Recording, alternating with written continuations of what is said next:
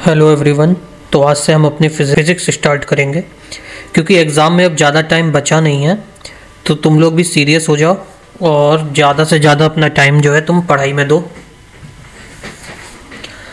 इधर उधर की रील्स वगैरह देखना और इधर उधर की वीडियोस वगैरह को देखना और खंगालना बंद कर दो।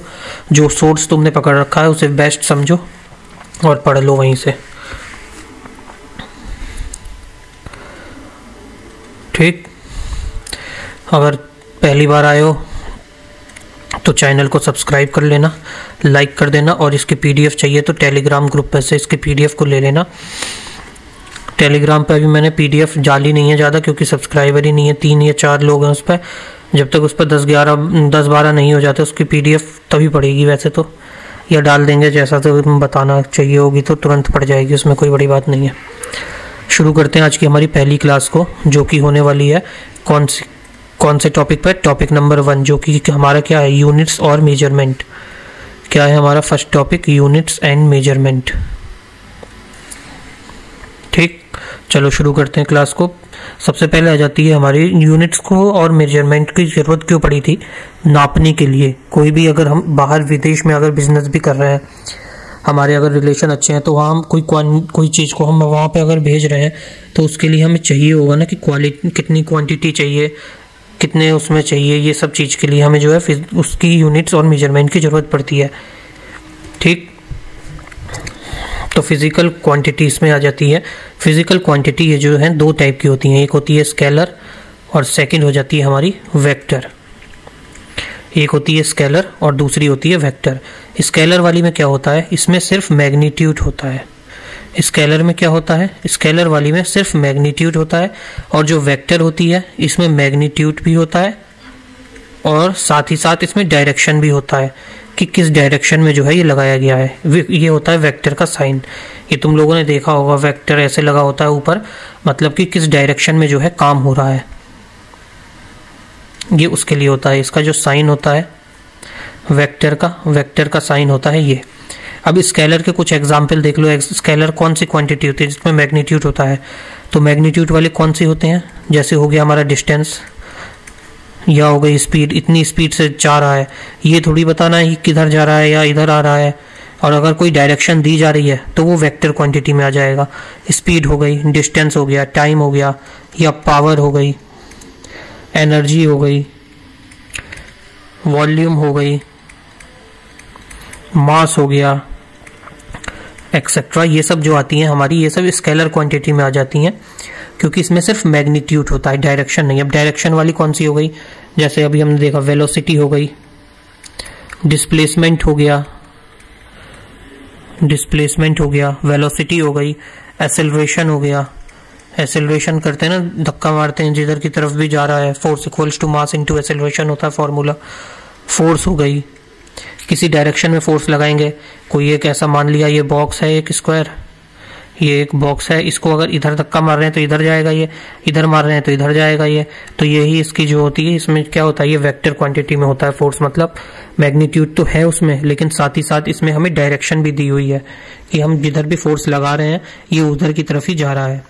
तो फंडामेंटल फिजिकल क्वांटिटीज जो है ये हमारी टोटल 7 होती हैं। कितनी है, 7 फिजिकल क्वांटिटीज है। सबसे पहले आ जाती है हमारी इसमें लेंथ, और लेंथ हमें किस में नापी जाती है, लेंथ नापी गई है इसमें नापी गई थी मीटर में। सेकंड जो फिजिकल क्वांटिटी है हमारी वो है हमारा मास, और मास किस में है, मास है किलोग्राम में। और यहाँ इसके सिंबल भी लिख देता हूँ, इसको m से रिप्रेजेंट करते हैं, इसको kg से डिनोट करा जाता है। थर्ड नंबर पे आ जाएगा हमारा टाइम। टाइम किस में होता है, टाइम सेकंड में होता है, इसका सिंबल s हो जाएगा। फोर्थ नंबर पे आ जाता है हमारा इलेक्ट्रिक करंट। फोर्थ पे आ जाएगा इलेक्ट्रिक करंट, ये होता है एम्पेयर। इसकी यूनिट जो होती है SI यूनिट, और इसका सिंबल क्या होता है, A होता है। फिफ्थ नंबर पे आ जाता है हमारा टेम्परेचर। टेम्परेचर किस में नापा जाता है, ये नापा जाता है केल्विन में, जिसकी सिंबल होता है K। सिक्स्थ नंबर पे आ जाता है हमारा लुमिनस इंटेंसिटी। सिक्स्थ नंबर पे क्या आता है, लुमिनस इंटेंसिटी। इसकी जो वो होती है SI यूनिट वो होती है कैंडेला, और इसका जो सिंबल होता है वो होता है CD। और लास्ट आ जाती है हमारी amount of substance. Amount of substance जो होती है, इसकी एसआई यूनिट जो होती है वो होती है मोल, और इसका सिंबल जो होता है वो होता है MOL। तो ये बीच वाले जो हमने मिडिल में देख रखे हैं, मिडिल वाली ये जो लाइन है हमारी मिडिल वाली, इसमें पेन कौन सा चलेगा, ये देखो, ये मिडिल वाला जो है ये सारी SI यूनिट्स हैं।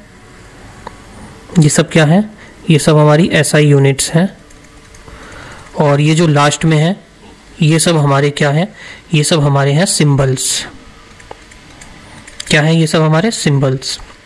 अगली स्लाइड पर चलते हैं। अब इसमें जो है कुछ ड्राइव्ड यूनिट्स भी होती हैं। ड्राइव्ड यूनिट कौन कौन सी होती हैं हमारी,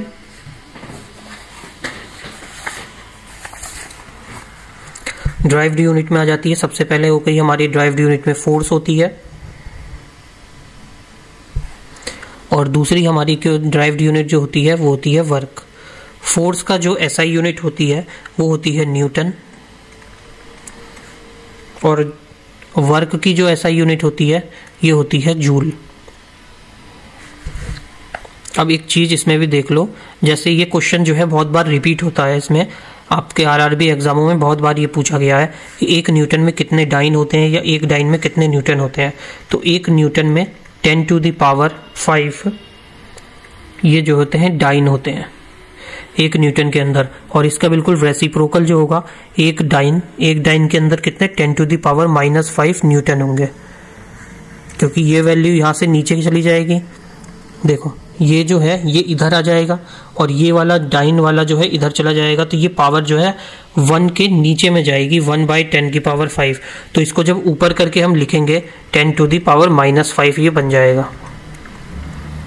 ऐसे ही वर्क की जो पावर है जूल, इसका भी एक CGS यूनिट होती है जिसको हम कहते हैं अर्ग, ERG। ये जो इसकी होती है CGS यूनिट होती है। ऐसे ही डाइन जो है ये फोर्स की जो है CGS यूनिट है। और एक जूल में कितना अर्ग होता है, एक जूल में होता है 10⁻7 अर्ग। एक जूल में कितना होता है 10⁻7 अर्ग, और एक अर्ग में कितना होता है,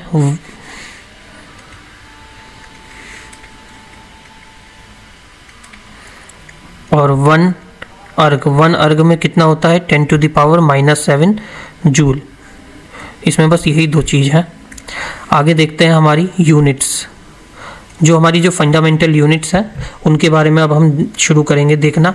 यूनिट्स जो है हमारी ये टोटल 3 पार्ट्स में डिवाइडेड है, CGS यूनिट, MKS यूनिट, और तीसरी FPS यूनिट, मतलब फुट, पाउंड और सेकंड। CGS हो गई हमारी सेंटीमीटर, मास CGS सेंटीमीटर, ग्राम और ये सेकंड, और ये हो जाती है हमारी मीटर, किलोग्राम और सेकंड। ये 3 तरह की यूनिट होती हैं हमारी, और तीनों को नापने के लिए, एक के लिए लेंथ किस में नापी जाएगी, CGS वाली की मीटर वाले में लेंथ जो होती है उसकी यूनिट अलग है, और पाउंड वालों ये जो है ब्रिटिश के लिए अलग है। सबकी अलग अलग यूनिट थी जब ये शुरू हुआ था। तो ऐसे ही लेंथ हो गई, ऐसे ही ये मास आएगा, मास की अलग होगी, और टाइम, बस एक टाइम है जिसकी सबकी जो यूनिट्स हैं वो सबकी कॉमन है, बाकी सबकी जो भी यूनिट्स हैं वो सब अलग अलग हैं। अब आ जाता है हमारा, सबसे पहले लेंथ में देख लेते हैं। जैसे अभी मैंने बताया था कि जो लेंथ होती है ये किस में होती है, ये होती है सेंटीमीटर में। मास जो होता है, मास किस में होता है, ये होता है ग्राम में। किस में होता है, मास होता है ग्राम में, और टाइम जो होता है वो होता है सेकंड में। इसीलिए ये जो होती है CGS होती है CG और S। ऐसे ही ये जो MKS होती है इसकी लेंथ जो होती है ये होती है मीटर्स में, मास जो होता है वो होता है किलोग्राम में, और टाइम जो होता है वो होता है सेकंड्स में। ऐसे ही FPS यूनिट्स जो है, ये जो होती है इसकी लेंथ ये होती है फुट में, मास जो होता है ये पाउंड्स में होता है, और टाइम जो होता है वो सेकंड में ही रहता है, सेम रहता है। ऐसे ही हमारी जो लेंथ होती है ये टाइम होता है, ये इसमें सेकंड्स में रहता है। अब हम इसमें देखेंगे कुछ डेसिमल पॉइंट्स या फिर यूनिट्स को ही जो है पूरा पहले ख़त्म कर लेते हैं अगली स्लाइड्स कुछ ऐड करके। जैसे हमने ये वाला देख लिया था 1 जूल वगैरह, तो हमने कर लिया, फोर्स का कर लिया, न्यूटन होता है, और ऐसा यूनिट फंडामेंटल यूनिट इसकी क्या होती है, डाइन होती है। देखो यहाँ पे हमने देखा सबकी जो यूनिट्स आ रही हैं वो डिफरेंट डिफरेंट है, और जैसे मैंने शुरू में बताया था कि देश जो है सिर्फ अपने बाउंड्रीज के अंदर ही नहीं चलता है, उसको बिजनेस भी करना होता है दूसरे देशों के साथ। तो उसमें जब दूसरे देशों के साथ बिजनेस करेंगे तो उसमें यूनिट्स को लेके बहुत ही गड़बड़ रहेगा, तो इन लोगों में जो है बहुत ही मिसकम्युनिकेशन हो जाएगा कि इंडिया में जो है वो सेंटीमीटर में हो रहा है, फॉरेन में वो फुट में हो रहा है। इंडिया से माल जा रहा है इतने 100 सेंटीमीटर है मानो एग्जाम्पल के लिए, वहाँ जाके वो फुट में चेंज हो जा रहा है, वो यूनिट का अंतर अलग आ जा रहा है। तो इन सब ने क्या किया, एक डिसीजन लिया कि हम लोग एक मीटिंग करते हैं। जो ये मीटिंग होती है ये 1960 में पेरिस फ्रांस के अंदर एक मीटिंग होती है, कन्वेंशन किसकी मीटिंग होती है, किसकी, मीटर कन्वेंशन की, कि हम लोग एक जो है यूनिट डिसाइड कर लेंगे जो कि कन्वेंशनल होगी, सबके लिए जो है सेम होगी, और सारे हम इंटरनेशनल जो भी काम किया करेंगे वो उसी में किया करेंगे, उसी यूनिट्स में। किसकी, इसमें जो है टोटल 17-18 कंट्रीज ने पार्टिसिपेट किया था, और फिर एक ऐसा यूनिट्स का सिस्टम जो है ये फॉर्म्ड हो जाता है इसमें। ये अब इसके हिसाब से जो फाइनल निकल के आता है रिजल्ट, वो आता है लेंथ, मास और हमारा टाइम। ये किस में कैलकुलेट होगा, लेंथ जो हमारी होगी कैलकुलेट वो मीटर में होगी, मास जो रहेगा वो हमारा किलोग्राम में रहेगा, और टाइम एज यूजुअल सबका सेम ही था तो वो सेकंड में ही रहेगा। ये हमारी फाइनल एसआई यूनिट से निकल के आई है, MKS यूनिट्स ही आती हैं हमारी फाइनल। अब देख लेते हैं, जैसे कि 1 किलोवाट होता है, ये भी क्वेश्चन जो है ये तुम्हारा प्रीवियस ईयर का क्वेश्चन है कि 1 किलोवाट में जो है कितने जो है वाट होते हैं, 1 किलोवाट में कितने वाट होते हैं, या फिर 1 हॉर्स पावर में कितने वाट होते हैं। ये दोनों ही क्वेश्चन तुम्हारे PYQ में आए हुए हैं, ALP में भी पूछा गया है ये, और ये ग्रुप डी में भी आया हुआ है क्वेश्चन। तो 1 किलोवाट में जो है टोटल हमारे कितने होते हैं, 1000 वाट होते हैं, और जो 1 हॉर्स पावर होता है, 1 हॉर्स पावर में कितने वाट होते हैं, 746 वाट होते हैं। अब वर्क की जो यूनिट होती है, वर्क की क्या यूनिट होती है, वर्क की यूनिट होती है जूल। ऐसे ही पावर की एसआई यूनिट क्या होती है, पावर की एसआई यूनिट होती है वाट। ये सब नोट कर लेना अपनी नोटबुक में क्योंकि इंपॉर्टेंट है, और ये पावर वगैरह पूछ सकता है तुम्हारे, अभी एनटीपीसी में नहीं पूछेगा तो तुम्हारे ग्रुप डी के एग्जाम में पूछेगा। अब तुम लोग ऐसे तो नहीं हो कि खाली एनटीपीसी भरोगे और ग्रुप डी नहीं भरोगे, रिजल्ट तो बाद में ही आएगा, उससे पहले ये हो जाएगा तुम्हारा ग्रुप डी आ जाएगा, तो ग्रुप डी का भी तो फॉर्म भरोगे ही, उसमें भी सैलरी अब तो 8th कमीशन के बाद कम से कम 50,000 रुपये हो गई है, तो उसमें भी ये इंपॉर्टेंट रहेगा। एक बार पढ़ लोगे दोनों एग्जाम पास हो जाएंगे आराम से। वर्क की जूल हो गई, ऐसे ही पावर की वॉट हो गई, प्रेशर की हमारी क्या होती है, प्रेशर की होती है पास्कल। ऐसे ही फोर्स की हमने पहले देखी थी ना, फोर्स की यूनिट क्या थी, न्यूटन हो गई थी, और सीजीएस यूनिट उसकी क्या आई थी, डाइन आई थी। और 1 न्यूटन में कितना होता है, इसकी ये एसआई यूनिट है, ये सब एसआई यूनिट्स हैं। और फोर्स की जो सीजीएस यूनिट होती है वो क्या होती है, वो आई थी हमारी डाइन, और 1 डाइन में कितना था हमारा 10 की पावर 5, 10 की पावर 1 डाइन में कितना था 10 की पावर -5 न्यूटन था। अब ऐसे ही होता है एक एस्ट्रोनॉमिकल यूनिट, क्या होता है, एस्ट्रोनॉमिकल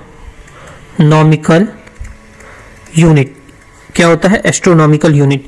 इसकी जो वैल्यू होती है ये भी सीधे सीधे पूछी जाती है, 1.495 into 10 to the power 11 metre. ये तो मैंने ऐसे ही याद कर ली थी, 1.495 इंटू 10 की पावर 11 मीटर। 3 से 4 बार बोलोगे याद हो जाएगी पूरी, 1.495 into 10 to the power 11 metre, 1.495 into 10 to the power 11 metre. ये क्या होती है, ये एस्ट्रोनॉमिकल यूनिट होती है। ये होती क्या है ये देख लेते हैं। ये जो होता है ये डिस्टेंस होता है, कहां से, अर्थ और सन के बीच का डिस्टेंस, दूरी, हमारी पृथ्वी और सूर्य के बीच की दूरी को क्या किस में नापा जाता है, एस्ट्रोनॉमिकल यूनिट्स में। और ये मीटर में कितनी होती है, ये होती है 1.495 इंटू 10 की पावर 11 मीटर। बार बार इसीलिए रिपीट कर रहा हूं कि तुम्हें एक ही बार में जो है याद हो जाएगी। ऐसे ही होता है एक लाइट ईयर, और ये भी प्रीवियस ईयर में आता है क्वेश्चन कि लाइट ईयर किसकी यूनिट है, डिस्टेंस की, स्पीड की। देखो लाइट से जो है जिसने पढ़ा नहीं होगा वो एक बार में यही सोचेगा कि लाइट है मतलब कि स्पीड की होगी, लाइट की स्पीड से, लाइट की स्पीड से, ऐसा सुना है ना हमने। तो वो ऐसा भी मान लेगा, जिसने पढ़ा नहीं होगा, लेकिन तुम तो पढ़ रहे हो तो तुम्हें तो पता होगा कि ये किसकी यूनिट है, ये जो है डिस्टेंस की यूनिट होती है, डिस्टेंस की यूनिट होती है। लाइट ईयर, नाम पे मत जाना, ये यूनिट किसकी होती है, डिस्टेंस ईयर की होती है। ये जो होता है डिस्टेंस बताता है जो कि एक लाइट जो है ट्रेवल करती है एक साल के अंदर। Distance travelled by light in a year, एक साल के अंदर जो डिस्टेंस एक लाइट ट्रेवल करती है उसको हम कहते हैं लाइट ईयर।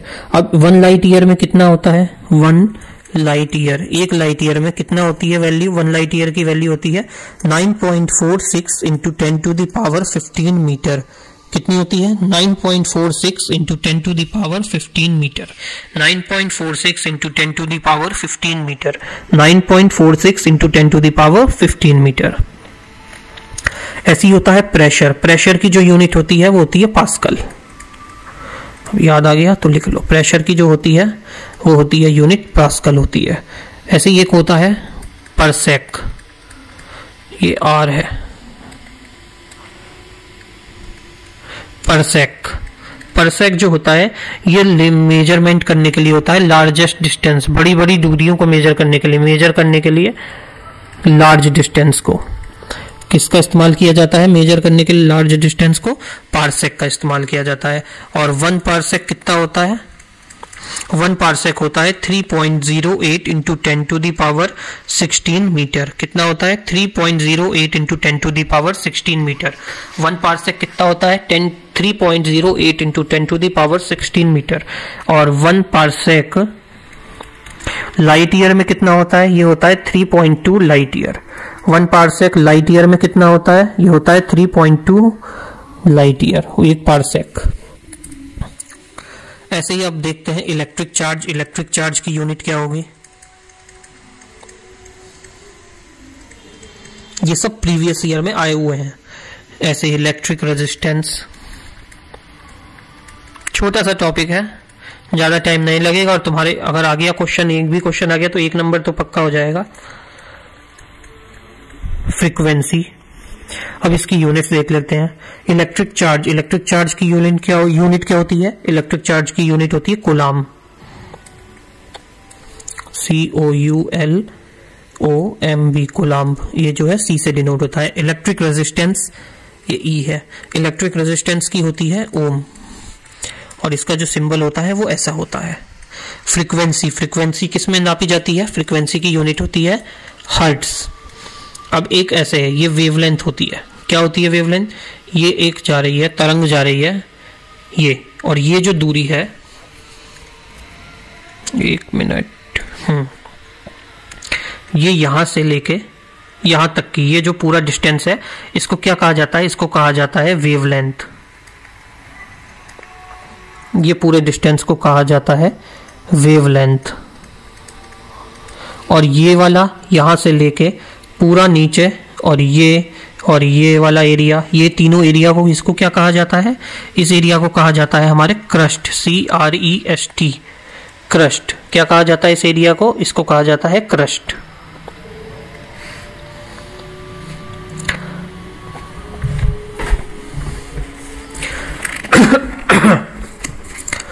ये हो गई। ऐसा ही साउंड होता है, साउंड, साउंड की जो यूनिट होती है वो होती है डेसिबल। साउंड की यूनिट क्या होती है, डेसिबल। अब आ जाता है हमारे कुछ डेसिमल पॉइंट्स भी आते हैं, डेसिमल के कुछ पॉइंट्स होते हैं जो कि पूछे जाते हैं। जैसे कि पूछ लेगा कभी कि नैनो कितना होता है, 10 टू द पावर कितनी नैनो पूछ लेगा कि नैनो का जो है 10 की पावर में क्या वैल्यू होती है, कि -2 होता है, +2 होता है, 9 होती है, 6 होती है, 5 होती है। तो ये पावर भी देख लेते हैं, पहले पॉजिटिव वाली, फिर इसकी नेगेटिव वाली भी देख लेंगे। पहले होती 10 टू द पावर 0, ये क्या होती है, ये होती है मीटर, इसका साइन क्या होता है m। फिर आता है 10 to the power 1, 10 to the power 1 क्या होता है, ये होता है डेका, और इसको DA से डिनोट करते हैं। फिर आती है हमारी 10 टू द पावर 2, इसको क्या कहते हैं, इसको कहते हैं हम हेक्टो, और इसको जो डिनोट करते हैं वो H से करते हैं। फिर आती है 10 टू द पावर 3, ये किससे होती है, किलोग्राम से होती है, इसकी जो होती है किलोग्राम होती है और इसे के से डिनोट करते हैं। 1000 हो जाएगा ना, ये 3 पावर हो गई तो किलोग्राम हो गया। अब आ जाती 3 की पावर 10 की पावर 6, 10 टू द पावर 6 को क्या कहते हैं, इसको कहते हैं मेगा और इसे m से डिनोट करते हैं। देन आती है हमारी 10 to the power 9, 10 to the power 9 को क्या कहते हैं, गीगा और इसको किससे रिप्रेजेंट करते हैं, इसको g से रिप्रेजेंट करते हैं। फिर आती है हमारी 10 to the power 12, 10 to the power 12 को क्या लिखते हैं, ये होती है टेरा, ये किससे डिनोट किया जाता है, इसको t से। देन आती है हमारी 10 टू द पावर 15 जिसको कहते हैं हम लोग क्या, पेटा और इसको किससे डिनोट किया जाता है, p से। फिर आती है हमारी 10 टू द पावर 18, देखो 3 के मल्टीपल में चल रही है पावर, ये 10 टू द पावर 18 क्या होती है, एक्सा और इसको किससे रिप्रेजेंट करा जाता है, ई से। 10 टू द पावर 0 कितनी हो गई, 10 टू द पावर 0 हमारी हो गई मीटर, 10 टू द पावर 1 हो गई डेका, 10 टू द पावर 2 हो गई हेक्टो, 10 टू द पावर 3 हो गई किलो, 10 टू द पावर 6 हो गई मेगा, पावर 9 हो गई गीगा, पावर 12 हो गया 13, 12 13 12 13 ऐसे याद कर लो, 15 पेंटा, 15 5 पेन, पेन से 5 आ रहा है, ये 5 से पी होता है, यही पेंटा हो गया। 18 से एक्स्ट्रा, 18 है मतलब कि एक्स्ट्रा है ये, 18 होने के बाद जो है टीन एज से निकल जाते हैं, एक्स्ट्रा एज में आ जाते हैं ना, तो एक्सा।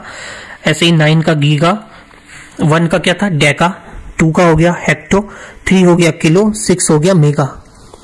ऐसे ही आगे देखते हैं हम। अब निगेटिव पावर वाले देखते हैं, अब निगेटिव वाले देखते हैं। निगेटिव वालों का 10 टू द पावर -1 ये क्या होता है, डेसी। 10 टू द पावर -2 ये होता है हमारा सेंटी, सेंटी मत हो भाई। 10 टू द पावर 3 ये क्या होता है, मिली। 10 टू द पावर -6 ये होता है हमारा माइक्रो। 10 टू द पावर -9 ये हो जाता है हमारा नैनो। 10 टू द पावर -12 ये होता है हमारा पीको। 10 टू द पावर -15 ये होता है फेम्टो या फर्मी। अब देखेंगे 10 टू द पावर -18 ये होता है हमारा अट्टो। 10 टू द पावर -21 ये होता है हमारा जेप्टो और 10 टू द पावर -24 लास्ट ये होता है हमारा योक्टो। बस, और ये हमारी क्लास जो है खत्म हो गई। ठंकू कर देते हैं यहाँ पे, क्लास पूरी हो गई तुम्हारी। अगर इसकी पीडीएफ चाहिए होगी तो मुझे कमेंट में बता देना, कमेंट में बता देना जो अगर पीडीएफ चाहिए इसकी, तो मैं तुम्हें जो है पीडीएफ हैंड रिटन दे दूंगा। पीडीएफ के जो है हैंड रिटन नोट्स मिलेंगे, ठीक है। कमेंट कर देना, अगर कमेंट होगा तभी पीडीएफ इसकी डालूंगा, नहीं तो नहीं पड़ेगी पीडीएफ। सिंपल सी बात है। अगर टाइम इसमें दिया जा रहा है और तुम्हें कुछ टॉपिक सिखाया जा रहा है जिससे तुम्हारे 1 से 2 नंबर आ जाए, तो कुछ तो तुम्हें भी करना पड़ेगा। स्पून फीडिंग बिल्कुल नहीं चलेगी यहाँ पे तो खासकर नहीं चलेगी स्पून फीडिंग। और स्पून फीडिंग से तुम्हारा सिलेक्शन भी होगा नहीं, स्पून फीडिंग से सिलेक्शन नहीं होगा, तुम्हें खुद को घिसना पड़ेगा। ठीक, मिलते हैं नेक्स्ट क्लास में, तब तक के लिए थैंक यू। और जाओ महाकुंभ नहाओ और अपने सारे पापों को धो लो जो भी तुमने कॉलेज लाइफ में किए हैं। मिलते हैं नेक्स्ट क्लास में। अगली क्लास में हम इसके जो है यूनिट वो देखेंगे, इंस्ट्रूमेंट्स देखेंगे कि एमीटर क्या होता है, पेसिस्कोप क्या होता है, ये सब देखेंगे। ठीक।